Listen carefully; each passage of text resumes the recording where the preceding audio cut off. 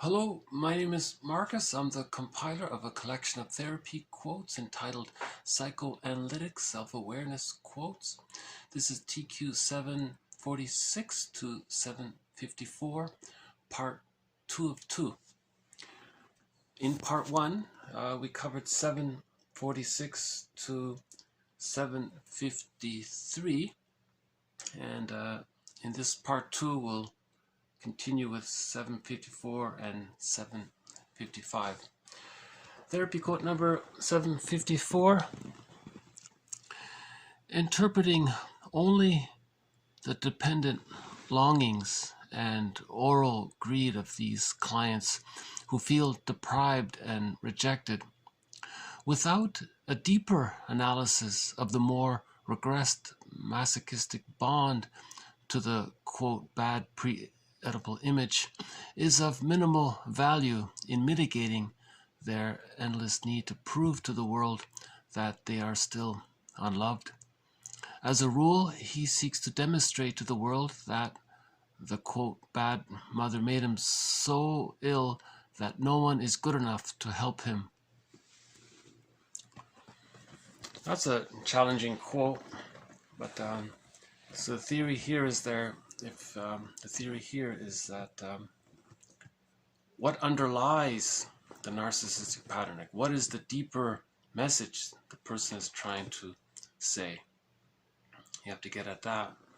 So we can analyze his greed and his hate and his envy and repetition compulsion gone awry, his vindictiveness, his loyalty to the rejecting image of the mother, identifying with the aggressor, becoming like her, doing to others what his mother did to him.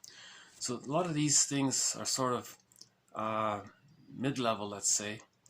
She's saying you got to go one step deeper, which is that the person with the narcissistic pattern. Okay, so some of the jargon here is this is talking about the early stage, the very early stages between the bond between mother and baby, right? The bond between mother and baby during that time within the first year, let's say. So she's saying that underneath it all, the person has to get to the point where maybe what they're doing with their narcissism, their greed, their envy, their hate, their vindictiveness, they're not able to express. Okay,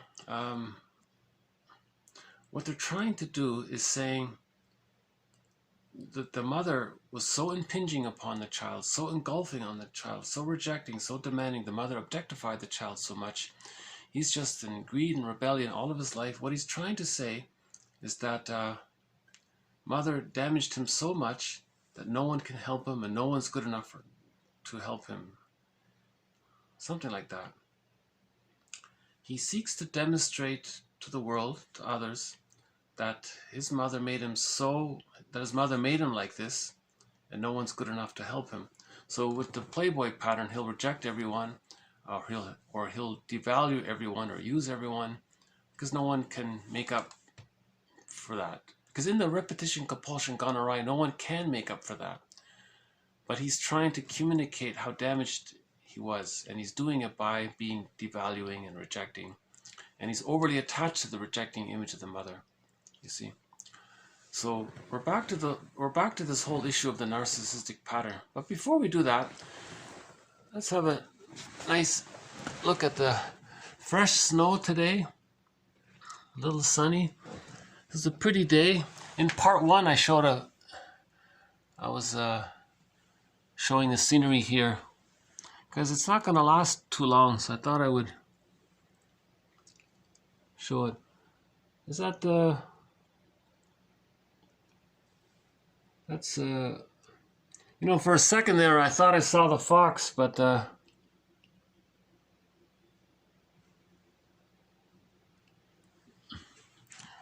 okay, I thought maybe we might get a blue jay or something. So okay.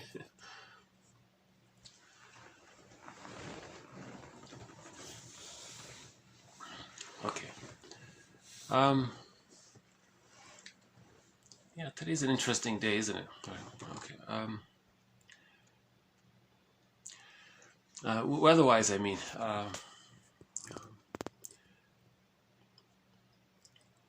Okay. Nobody wants to hear about the weather. So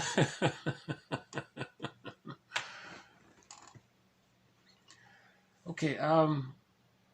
So I'll try to offer a sort of a summary version of it.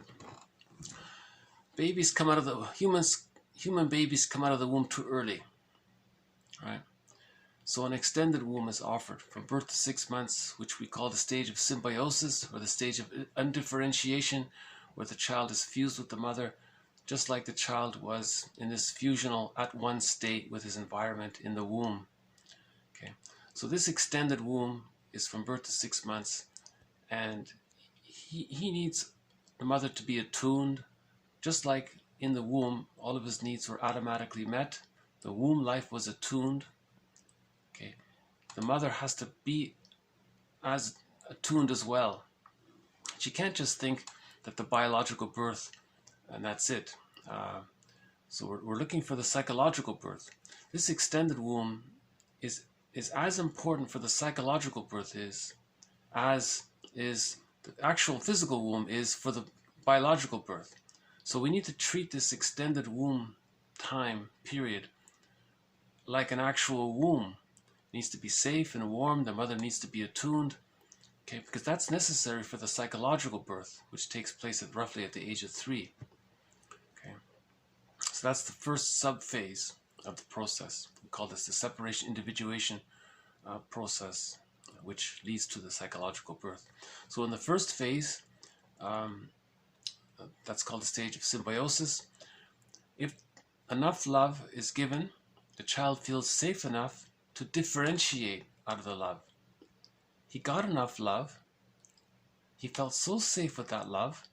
He felt comfortable enough with himself that allowed him to differentiate out of the symbiotic orbit. Now he knows himself. Okay. Now this is a huge accomplishment, the stage of differentiation. Okay, because at that point, because he got enough love, we say that love and gratitude have entered the psychological picture. Now he's capable in the future for mutual relating and empathy, and he can. So because love and gratitude have entered the psychological picture at the age of 6 months. Okay, the next phase is the practicing sub-phase, where more and more of the child's life force affects to himself as he gets to explore his environment and plays with his toys. The next phase is the rapprochement sub-phase, where again more of his life force affects to himself.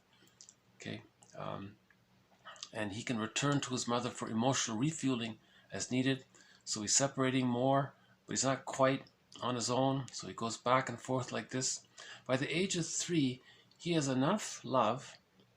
All of this love has condensed. All of these memories have condensed to become part of his psychic structure. This structural element we call the holding interject, or the internalized good object.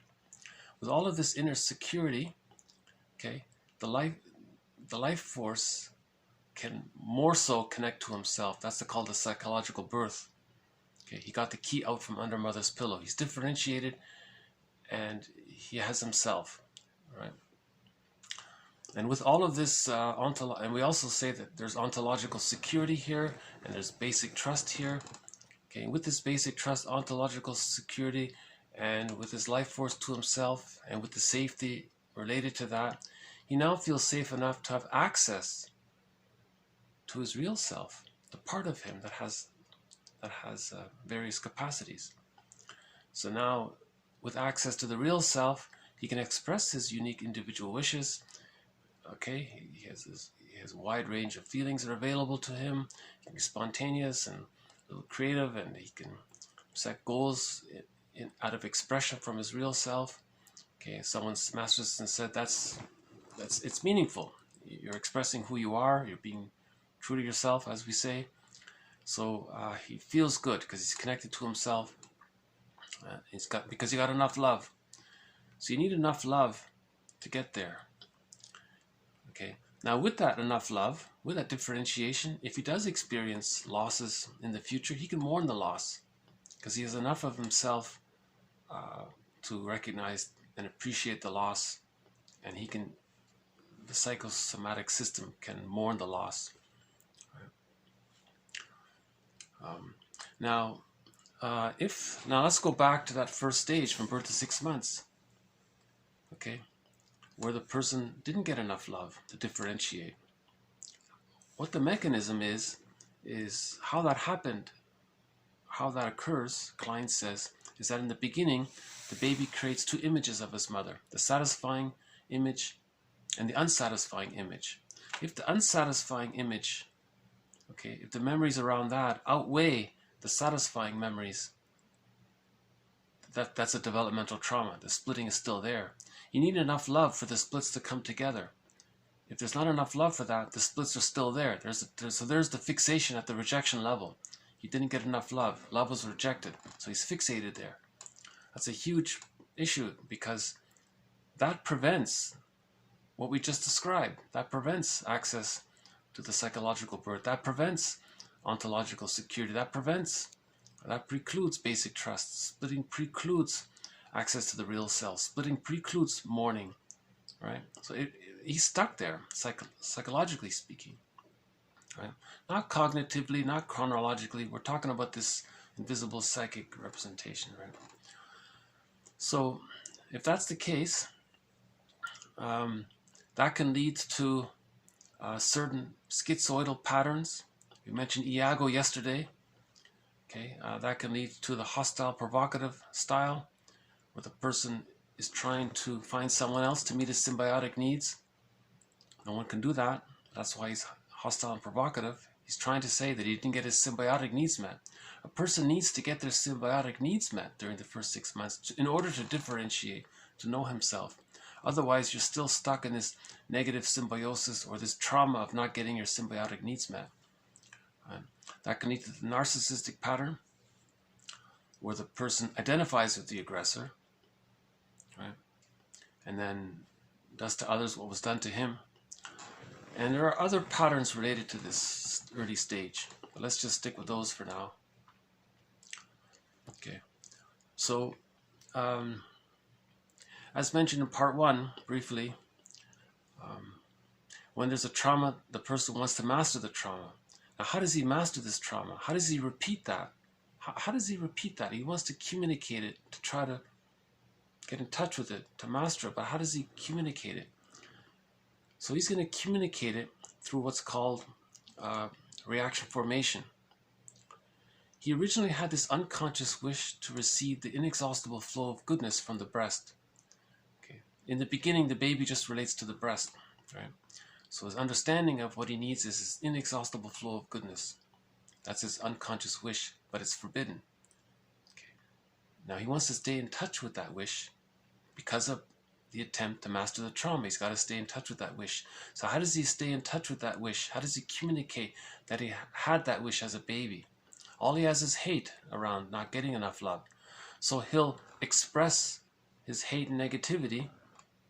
So there's the scorn and the biting irony and the sardonic humor and the black humor and all that hostile humor and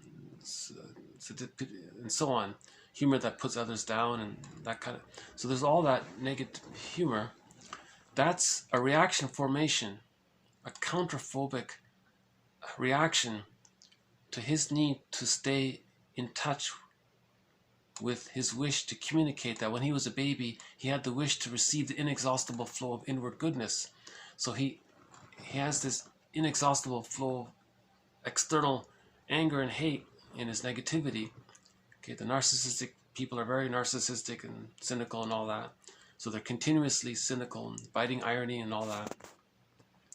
Okay, so that's the one aspect of how he's trying to master the trauma. He's trying to communicate that he didn't get the love. By expressing his hate, he's trying to say he didn't get the love when he was a baby. Okay, another part of it is greed. How is he going to master the trauma of not getting enough love? Okay, he wants to now possess things. In the beginning, the baby just wants to receive the love. The baby doesn't want to own the breast. That's ridiculous. Now, in the narcissistic pattern, he wants to possess a lot of things, material things. Because material and money, the root word is from mater, the Latin word for mother. Now he wants to possess mother. In symbolic form, all of these material things and money. Okay, by the way, we're talking about beyond basic needs. We're not talking about basic needs. We're talking the greed here. So in the greed form, okay, he wants to possess all of the money and the material, and now control mother. Now he's controlling the breast.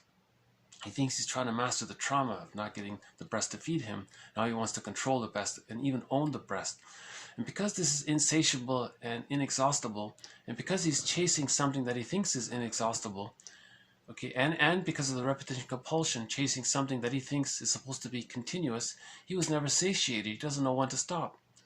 So Klein calls this introjective destruction. He'll keep possessing until everything's destroyed. Okay, all of the goodness is destroyed because he still wants to take it in. So he's trying to fill this. It's like a hole in the pocket, and the sand keeps going through. It can't stick, right? So it preserves his narcissism. It preserves his infantile megalomania, so he's motivated that way as well. Now, if he sees something that represents goodness, okay, let's say he sees a person who achieved a psychological birth, who's creative and spontaneous and has happy relationships and is confident, but he's not rude and negative, he'll be very envious of that person. He'll put it down.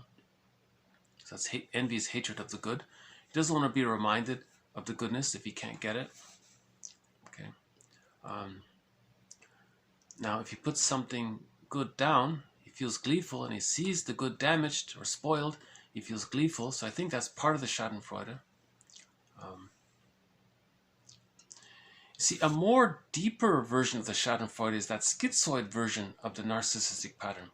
So that the hostile provocative style, the schizoidal version of that, I think, is the Iago form.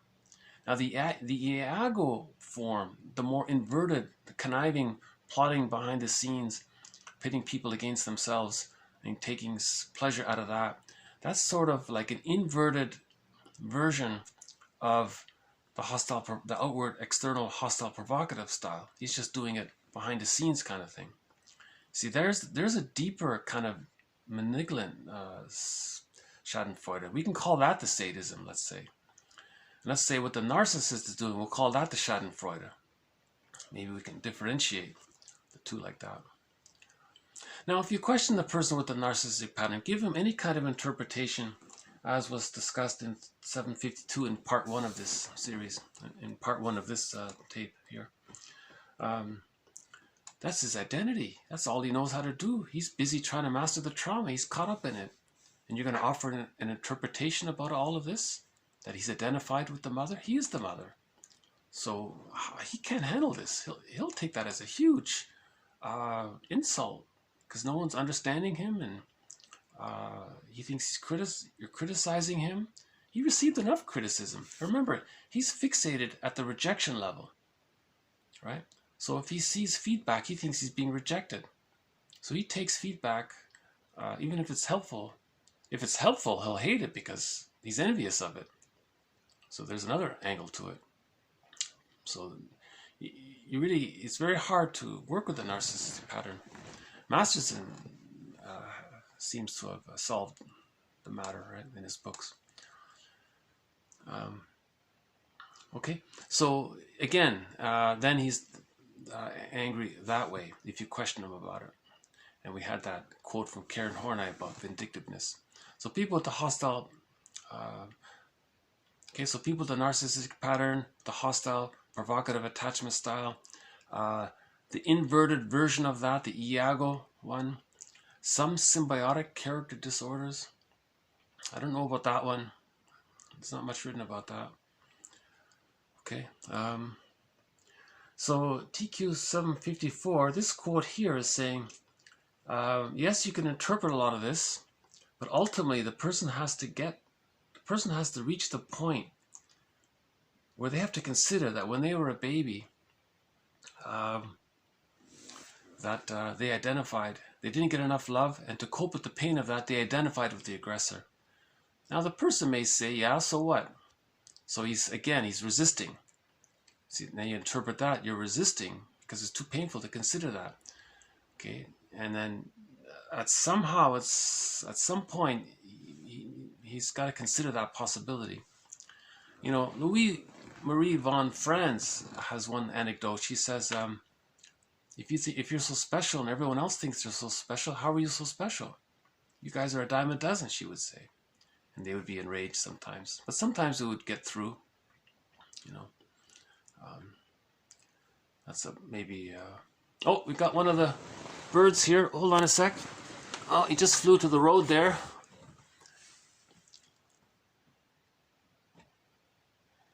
Okay.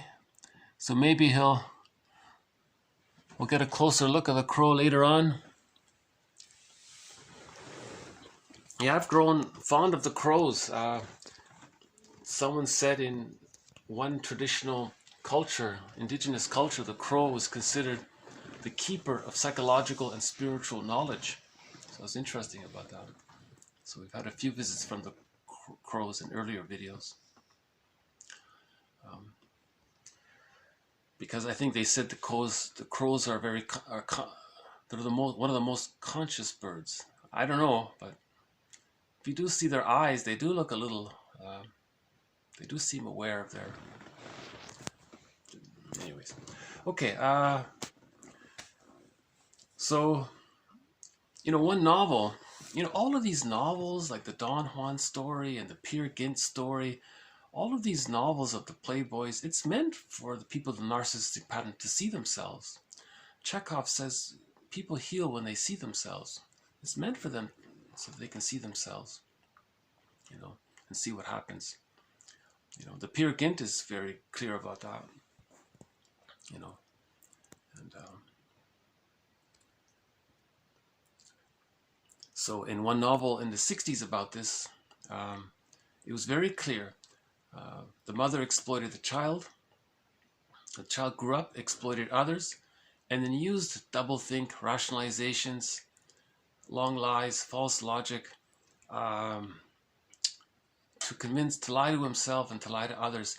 And he didn't realize that what he was saying very much resembled the things his mother told him as a child. He didn't make the connection. The idea is to make the connection. So it's you know, Burglar would say that's an unlived life, to repeat, to be an extension of the mother, to be the mother, to continue to do what the mother was doing. You're not living your life.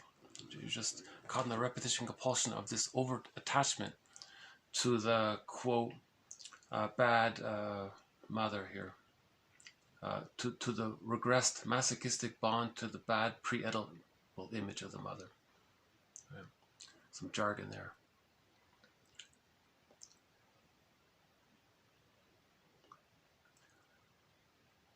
Yeah, but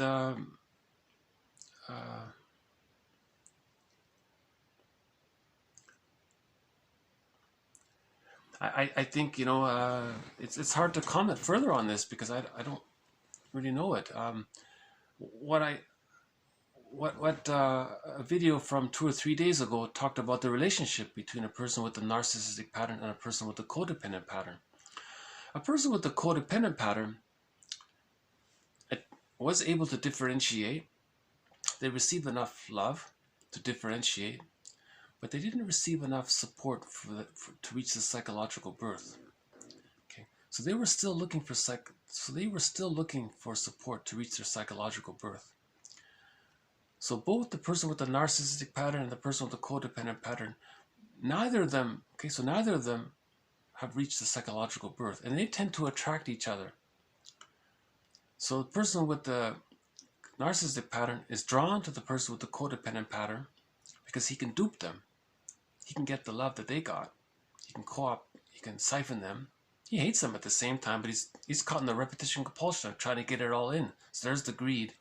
The person with the codependent pattern wants support to reach the psychological birth. So they project the good, loving image of the mother onto the person with the narcissistic pattern. The person with the narcissistic pattern is delighted. It inflates their narcissism. Okay, so there's like a mini delusion there, co-delusion there. Okay, and then they're going to think, well, I'll just person with a codependent pattern is always loving their partner, of course. They're capable of that.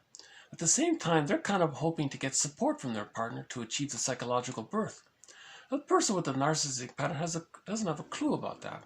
He's just trying to master the trauma of not getting the basic love to begin with. You see?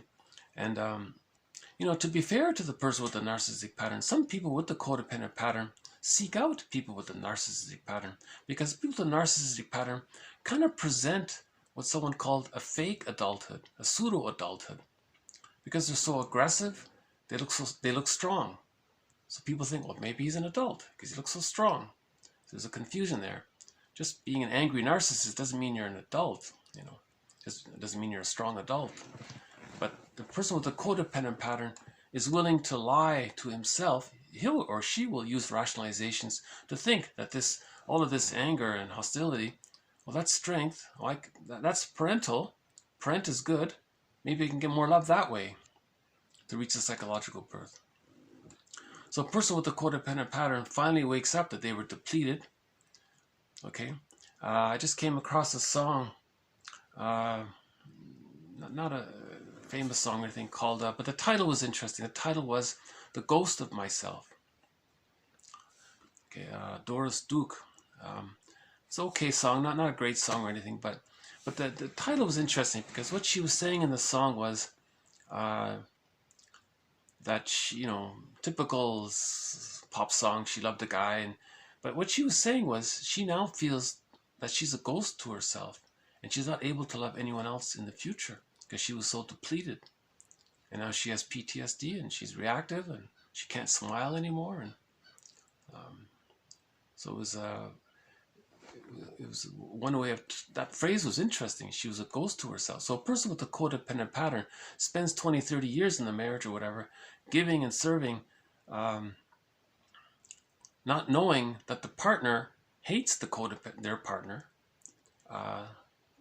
because they feel entitled to receive. Because remember, the baby is entitled to receive the milk, the mother's love, but he never got that. So they're fixated there. So of course he feels entitled there.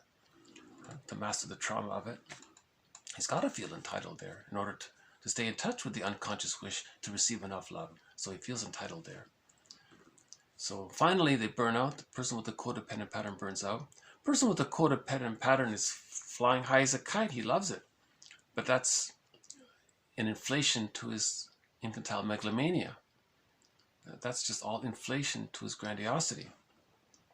He's feeling the glee the mother felt over having power over the baby, because the mother was glad the baby comforted the mother. You see, now he's become the mother and he's using others in that same way. So that's a little bit more about the narcissistic pattern. I think 2 days ago there was a long rant about it.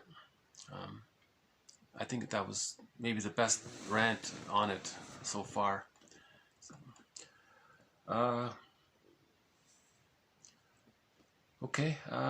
So the person with the narcissistic pattern is unconsciously trying to say that no one is good enough to help him, and he wants to make that clear. That's why he's rejecting. Yeah. Okay, let's end on TQ 755. The emotional development of a psychohistorian includes personal psychoanalysis, as in the case of the psychoanalyst. I no longer believe that most traditional historians are emotionally equipped, even with training, to use their feelings as psychohistorical research tools. So adverse are they to psychological insight into themselves or their historical material from any school of modern psychology. So Lamaze, his main idea, as mentioned before, is that he thinks that if you want to understand history, you have to understand the child-rearing practices of the past, of the time.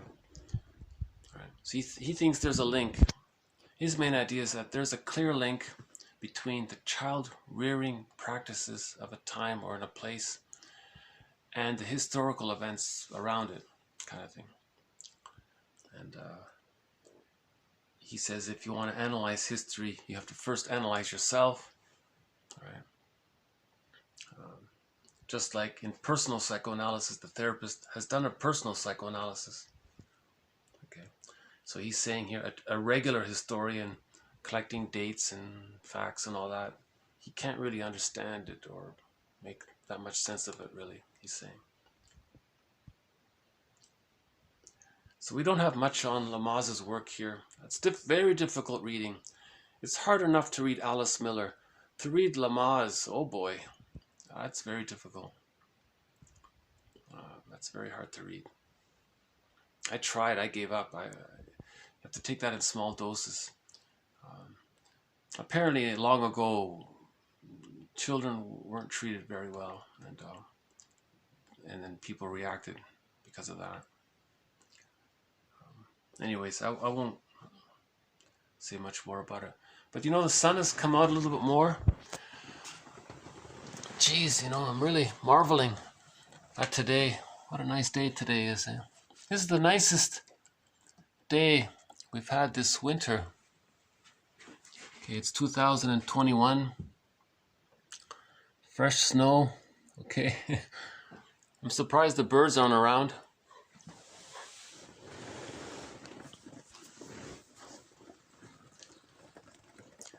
Okay. So we've covered a little bit. So in TQ 746, we talked a little bit about doublethink. Interesting quote there. Okay, a little bit about common defense mechanisms around doublethink: splitting, compartmentalization, keeping affect away from thoughts.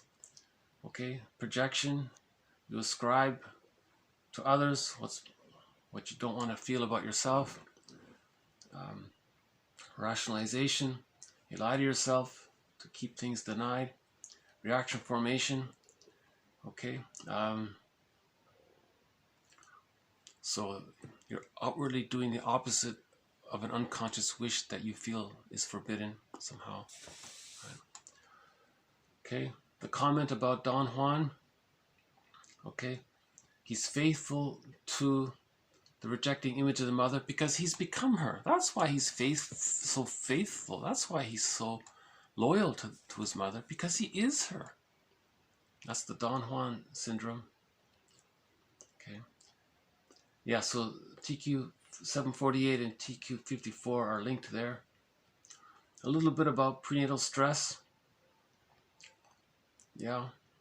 So we've mentioned a few times there that if the mother's stressed, her cortisol can enter into the child's placenta.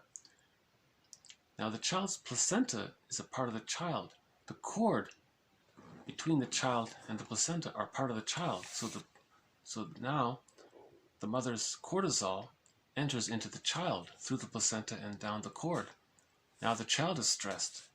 If the child is very stressed, he may react, move around, twist. He may kick. That's stress. Kicking is not a good thing. If the baby is kicking, don't celebrate and think, wow, he's a soccer player. That's nonsense. He's under great duress.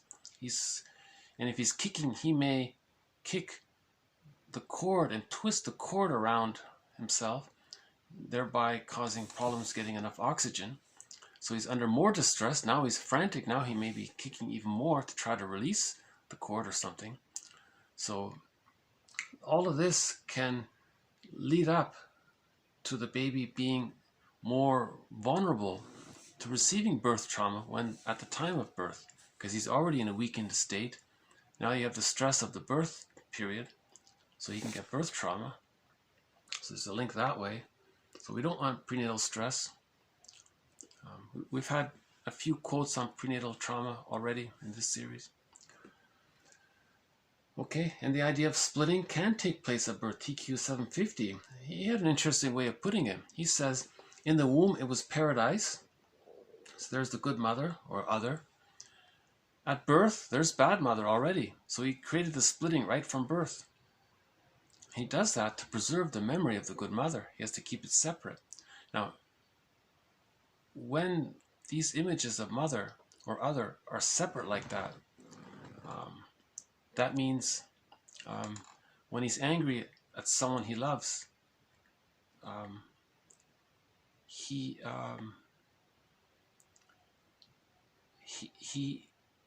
may be hurting someone he loves, but he's not aware of it because the good and bad are separate. So, okay, so we had a quote from Celani that described that. I won't try to capture that here.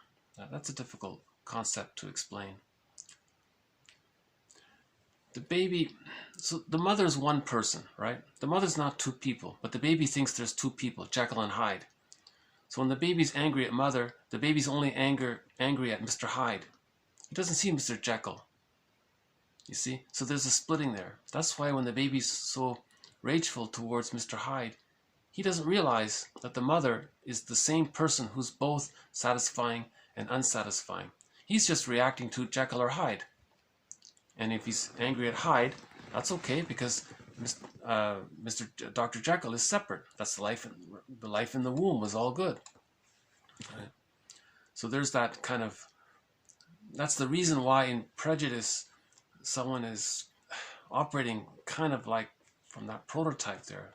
They don't feel guilt about, you see, that's why we have to heal the splits. See, trauma, during prenatal trauma, birth trauma, perinatal trauma, okay, trauma up to the age of 6 months, that's going to cause the splits. That's going to cause a lot of issues there. All right, so therapy is healing the splits. We had more about transference, okay, how it distorts reality, interpretations. Yeah, one guy wanted to preserve his infantile megalomania. He thought, well, no therapist is good enough. I'll just make the therapist fail. And he preserves his grandiosity. So he's eager to sabotage the therapy process. A little bit about the inner critic. Why is the inner critic so critical? Because the inner critic is holding the baby's anger. And now the inner critic is berating the person himself. So it's the baby's own anger turned against himself kind of thing. Something like that. Okay, and we just did 74 and 75 here. Okay, so I'll just leave it here. This has been part 2 of TQ 746 to 755. You know, some videos I feel are better than others in terms of my ability to get the message of what I think these quotes are about. So I think with this series there's an element of ambivalence here. Some videos are better than others. So I myself have to accept that too, you know. So I have an inner ambivalence myself about these videos, you know. I wish they could all be really nicely presented and I wish I could present them more smoothly. I'd like to think that the content, maybe the value of the content is the strength of this series. Hopefully the way I'm presenting them isn't too distracting. So there's ambivalence there, right? Hopefully, in other words, hopefully the value outweighs the distracting features of it. You know, the obvious thing is if that since the quotes are posted below, one can just read them and study them directly that way.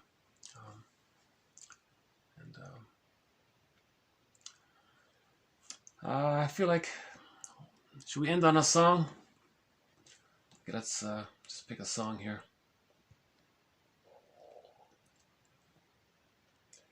There's a singer not too many people know about. His name is Brian Andre. Brian Andre. I like him. And he sings in his first language, indigenous singer, and he's got a number of great songs. This one is called Ni Kai, Ni Kaui, Ni Kaui. So this is Brian Andre singing. Oh, hold on. Oops. Oh, let me get it queued up here. Hold on a sec. So this is Brian Andre. I think he's from northern Quebec, I think. And let's try again here.